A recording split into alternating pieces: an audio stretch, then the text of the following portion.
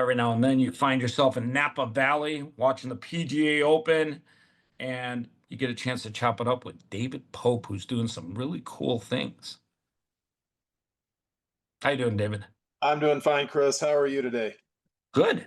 So David and I were just talking about horses. He's got a horse that's going through some illness, and I had to explain to him the story of Lucky, my horse. And without going through all the stuff that we just went through, the lesson that I've learned is when you get a chance to claim a horse at a horse race, and you think you're getting a deal because you can buy a horse for $500. Never buy anything that eats while you sleep. That's the advice I can give you guys. Well, and I can tell you one thing, that the only time you want to do that is if you think that, number one, they still have a future in racing, and number two, you want to race them because Well, that's the only way to make your money on it. well, it turns out that when you claim a horse, you're basically retiring them. So Oh, I didn't know that. I would say to everyone out there, if you go into a claims race and you bet on the winning horse and you can claim them, if I were you guys, read the fine print. You're retiring that horse. Yes, and I can also tell you one other thing, that one of the first things I handled working for a tax attorney back in the 90s was a case where the guy's client had won the lottery, and it was like $5 million that time. And they decided that they were going to buy a ranch and breed horses. And this was a bankruptcy case after that. So horses are expensive. You have to love them, and you have to make sure that they are something you want to be part of your life, because, as you said, they eat while you sleep. That is And true. They do eat well. And by the way, just for the record, they eat a lot. They yes, eat like a horse. yes, that's the saying. And our horses are both rescue horses. We have a small rescue operation that is on our property here, and I love them, absolutely love them to death. And it's What's your something. horse's names? I've got Sam, and I've got Tilly. Tilly's the mare, and she's the one that's going through the problems right now. Sam was an Amish cart horse in his previous life, and he Oh my was, God. I yeah, he gotta, was he I was gotta, driven 40 miles a day, 20 miles out and 20 miles back for years. And he finally gave up, and they sent him off to auction, and the rescue was able to pick him up. Tilly was an overused lesson horse, and her story is that until she came to us, she had no real good care. And so they are great horses. I love them to death. But no, not cheap. David, give me 1 second. Hello? I'm on a Zoom call. Yes. Perfect. Well, what do you mean? What do you mean bottles? No, just bring me like a pitcher. You gotta have like a pitcher or a glass, or just give me two. Bring me like 3 glasses. Thank you very much. Room service, trying to So, sell me 10, $20 bottles of water. I'm like, I just want just water. Just give me some water. Anyways, yes. the one thing I can tell you about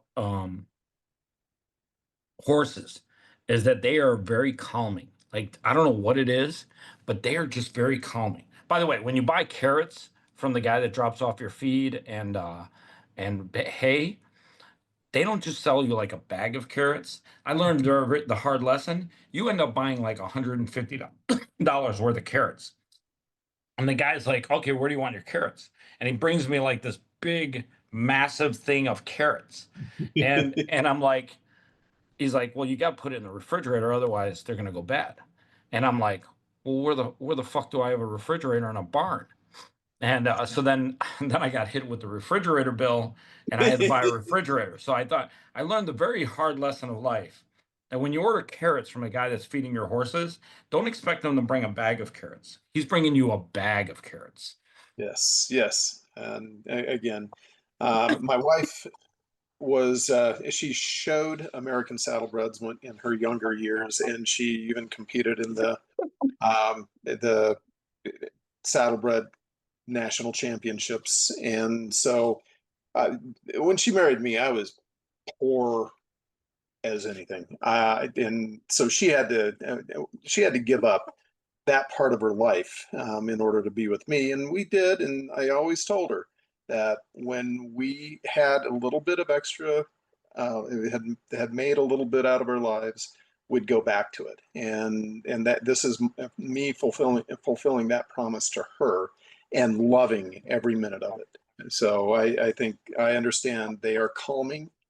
They are working with them, grooming them is something where you develop this bond between you and the horse, and there's nothing quite like it. It's different from dogs because they're herd animals, and so Yes. they're you treat them and you completely differently, even though some of the things are similar. But leading a horse, becoming a leader for that horse is different than being a pack leader for a dog. Couldn't agree with you more. And it's funny too because some dogs are great with horses, but other dogs, I don't think they understand the whole concept of a horse because she had a border collie that was amazing with the horses, and the horse that I brought into the squad of horses had a little bit of an edge, had a little bit of an attitude. Now the border collie and Lucky got along great, but one of the girls that rode dressage, she would bring like a little yippy dog. I want to say like a Chihuahua, and the Chihuahua one day got kicked by Lucky, Oh, and luckily the Chihuahua didn't die. But I told the girl, I'm like, okay, Lucky's got a little edge to him, so that dog barking at Lucky's back behind probably was not thinking, oh wait, this horse could really kick me into next year. So right. yeah, yeah, I don't think people understand. Horses are unique animals, but do not go behind them. And if you're a dog, do not try and bark at their back heels. That's a bad call. Right. And that our dogs, they don't really mingle well with the horses. And mainly it's not because the horses don't like them or they don't like the horses. One of our dogs just likes to eat the horse manure and then throw it up Oh later. my God, I remember that. That was so crazy. Like that's the craziest shit ever. Especially if you give a horse like apples. Right after you give them apples, like the her border collie would just like eat all Yeah. the horse manure. Yeah. I'm like, what are you doing? And she's like, oh, he loves that. It's good for him. I'm like, it can't be good for him. It's like, Right. no, it's packed with apples from the apples I gave him earlier. And I'm like, I'll be honest with you. And it's so crazy because I always thought to myself, I'm like, why doesn't somebody package this stuff up and sell it frozen as dog treats? Because Yeah. I'm not kidding you. I've seen dogs, like lots of dogs, love eating horse manure. And I'm like, Yeah. what's wrong with you? Yeah, exactly. I don't, yeah, yeah. So but we don't do it anymore mainly because then at night we pay the price. So, Trust me, I thought, and they're like, oh yeah, they're doggy brownies. I'm like, no, that's poop. That's horse poop. No, it's doggy brownies. I'm like, and sure as hell, like almost every dog that would come on the property, they would just like gobble up the horse manure. And I'm like, what the fuck was that? That is such a bad idea. yeah, yeah, exactly. So instead of talking about horses all day, I think you've done something recently that's worth talking about. Yeah, I think it's worth talking about, and I think it's going to change the world actually. This is, I, we in Wyoming, we just released on a test basis the um, world's first state um, stable token for as a digital asset. So I So think you that basically created your own Fed Reserve. um, and I have to be careful how I talk about that because it's against the Constitution for a state to have its own currency. And so we don't have our own currency, and we created it specifically so that it wouldn't be our own currency. All it is if you buy $1 of the Wyoming stable token, which is the frontier stable token, you have a right to to redeem it for $1 in U.S. Funds. So, and what's unique about this is I don't know what your comfort level is with talking about the technology behind it, blockchain Go technology. ahead. I've been in crypto for 14 years. I love everything about it. I love Awesome. the technology aspect. Okay, I'm good. I'm actually Because super good friends with well, not good friends, but I'm a big fan of Paulo from Tether. yeah, yes. So the great thing about it is that it's trustless, which means it doesn't mean what it sounds like. It means that you don't have to trust it. It operates in a manner in which it cannot be it can't there's a perfect record of every transaction, so you don't have to trust it. You know it gets sent where you send it. Now if you send it to the wrong place, that's on you, but you know that whoever's getting it is getting what you sent, and they can trust you and you can trust them just in that fact. And then what Wyoming did is we took it a step further, and with the stable token, with a private stable token issuer, there is not a statutory requirement to have one-to-one backing with dollars and secured and with dollars and treasuries. But in Wyoming, statutorily, we are required to back every stable token, and it's backed. It will eventually be backed 102% as opposed to even 100%. So, So question: how do you guys create the first stable coins to begin with? Do you guys just put US dollars into an account somewhere? yeah, and that's the process is that and it's greatly sped up into a millisecond process, but the someone buys a stable token, the money goes into trust, and the stable token is issued to So that so person. so question: people can buy these stable tokens, but can the state of Wyoming use them for investments? Um, the state of Wyoming, so the dollar goes into trust. It is used to buy $1 worth of U.S. Treasuries.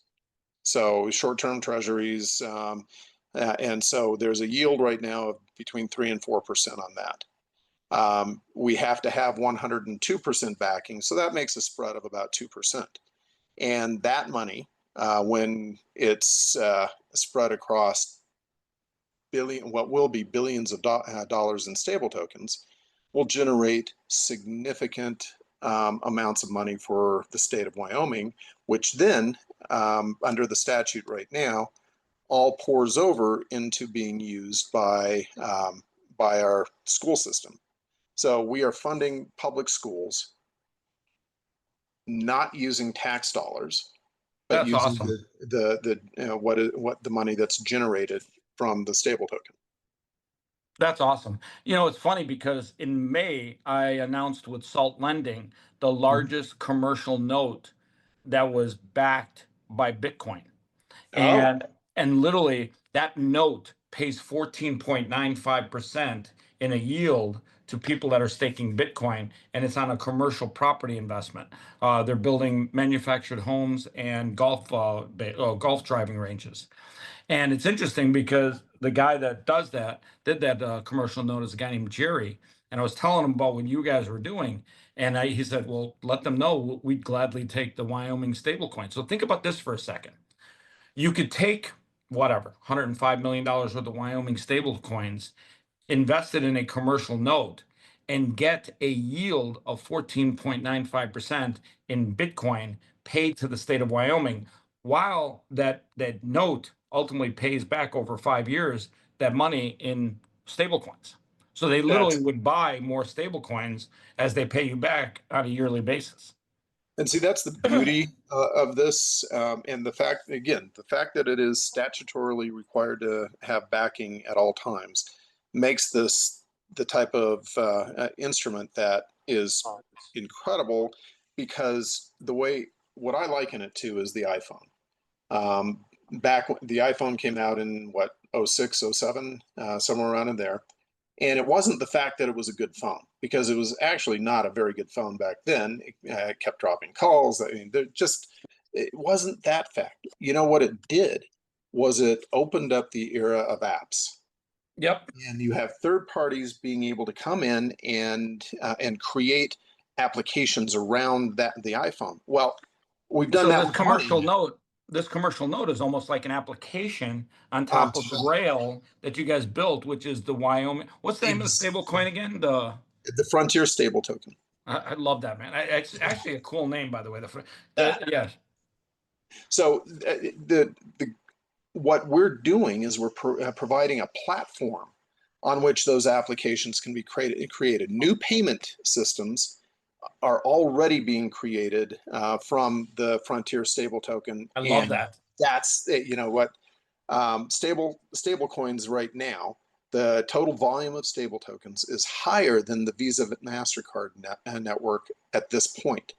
Yeah. Shout out to When Tether. They're crushing Yes, it. shout out to Tether, and shout out to USDT, USDC, all of the ones that came Well, there's before Tether, us. and then there's all the little guys here. Yeah, And the and then you look at not just Visa Mastercard being able to transact and move money without the Visa Mastercard network. You look at the SWIFT system for international transfers. You look at a great one is savings and loans.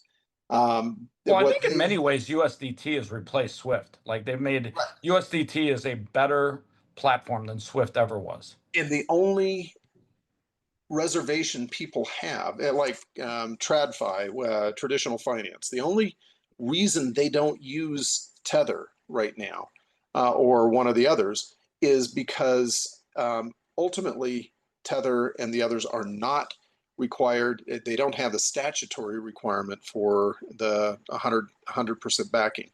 What we believe will happen is that companies like General Motors, companies like other companies, large multinationals, will flock to something like the Wyoming stable token because of its statutory reliance. So So I mean, there's that. let me let me ask you a question because you brought up something I didn't know, that it's constitutionally not allowed for states to have their own, for lack of a better word, Federal Reserve. And the Federal Reserve Corporation is a separate company. Have you guys Mhm. thought about challenging that part of the Constitution? Because it seems inherently wrong to not let states manage their own, for lack of a better word, currency. Well, it's their own. The states have the right to manage their own treasury, but the Constitution is pretty explicit that we can't have our own currency. But what you're going to find out is the Wyoming stable token can potentially circumvent the Federal Reserve, because you can make the transfers direct. You don't have to have a bank involved. By the way, David, is this the part where you unbutton your shirt and you show off the T-shirt that says "End the Fed"? No, no. My friends in the banking industry would, and I have, I have serious concerns with the Fed, I do but too. I believe there needs to be a central clearinghouse of some sort that Well, makes. I definitely think it makes no sense to give that to a third-party corporation that benefits 13 individual families. I think that again, I have those same concerns about the way it's happening right now. You look at someone like Caitlin Long, which if you have Shout the out to ability, Caitlin. Way to yeah, go, girl. yeah, if you have the ability to have her on your podcast at some point in time, do it, because Tap her on the shoulder. Say, yo, girl, come on. she is fantastic. And She's a warrior. yes, She's one of those human beings that just never gave up the fight. And right, I think she's getting a lot of help and support now under this new administration because the right, last one was basically criminally run by a right. bunch of lunatics. Right. Well, it was her and Rob Jennings, which you need. That's another person you need to meet at some point. Rob, come on, Rob, come on, Rob, come on, He's Caitlin, Rob, let's do it. We'll do Rob it. is now the head of a company called Cattle Proof, and that's one of the applications that's going to be built on top of the Frontier stable token, which is Cattle a proof. Cattle Proof, which is a blockchain based tracking and settlement company for the cattle industry. And I think So you that's you can literally create almost cattle coins. Like each cow can have its own coin. Is that what I'm thinking about? that that the way they do it and tracking from birth to processing on the blockchain or on a blockchain, and then the settlement process using the stable token, as well as then creating liquidity pools for ranchers and processors. That's what they are working on. So Then literally, my cheeseburger is pretty soon going to be on the blockchain. No, I'm just kidding. you'll be able to at some point go order a steak and read a QR code and know where that steak came from, what it was fed during its life, what medicines it received, all of that. That I mean, that's a few years off, but that's the goal. Listen, everything they say that's a few years off somehow moves up a little bit Picks quicker. up. Yes, yes. So I mean that. But Rob and Caitlin and I, we formed the Wyoming Blockchain Coalition back in 2017, and that's what started it all here in Wyoming. The Well, I because know and did she ever get a banking charter? Yes, she got a banking charter, but the Fed has blocked her from getting the ability to transact through the Fed. I think what the Fed is doing to her is criminal. Like she's done all the right things and she should have gotten what she wanted years ago. But I think the Fed inherently is showcasing their evil, diabolical side. Right. Exactly. I mean, and it'll prove out in court, and it'll happen eventually. Not unless they get a good judge, and if they get a corrupt judge, it's not going to prove out in court. The courts have been making some interesting rulings lately. If you get a Oh federal yeah, judge, these federal judges yeah, are they're a work of art. yeah. So anyway, that's how we started it all. And Rob went on to Cattle Proof. I've stayed working with the legislature, and and Caitlin, everyone knows the story of Caitlin and what she is trying to do with her special purpose depository institution, which is an institution that we created here in Wyoming. Awesome. I got to tell you, I'm doing multitasking. We're doing our interview, and I got room service knocking on my door. I think they're going to send in like a team pretty soon. Ah, Um, as we wrap this up, and we got to do this again. Trust me, there's going to be more cool apps that are going to lay on top of what you guys have done. When this is in the test phase right now, right? yes, and it's When across a multiple or a multitude of blockchains, and the reason we are testing. Um, which chain are you guys testing it on right now? Gosh, it's we're on Solana, Avalanche. We just named Hedera as one of the chains. I'm surprised I haven't heard Ethereum's name. There's a total of seven of them that Director Apollo, and that final suggestion for a guest at some point, Anthony Apollo. Um, he is he's the director of the Wyoming Stable Token Commission, and he is a great person to have on for a little more of a technical perspective on everything. Then, of course, the governor's the chairman of the commission, and we have the state treasurer and the state auditor that are on the commission. But it's a fascinating bunch of people to work with. When do you guys think you'll have live transactions happening? It'll be within a month and a half, Dude, and that is that's so cool. yeah. Now, mark my words, and you probably will add something to this. How many other states do you think are going to follow your footsteps very quickly? Okay, and I will. There. some things that I can't really disclose publicly right now, but what I hope to see is a coalition of states, and and we can talk privately about what that means and why I think it should be a coalition as opposed to separate states doing this. But it is something where right now there is a huge public disagreement about the power of the state versus the power of the federal government, Or the and Federal Reserve corporations. or the Federal Reserve. But when you have a multitude of states that begin to own public debt, how much power do you believe that gives those states? I couldn't agree with you more. David, So, let's chop that up privately and set okay, up another podcast because I think there's a ton we can unravel there. right. And yeah, I think there's a lot there. Yes, I agree too. All right. So I think that's a good idea.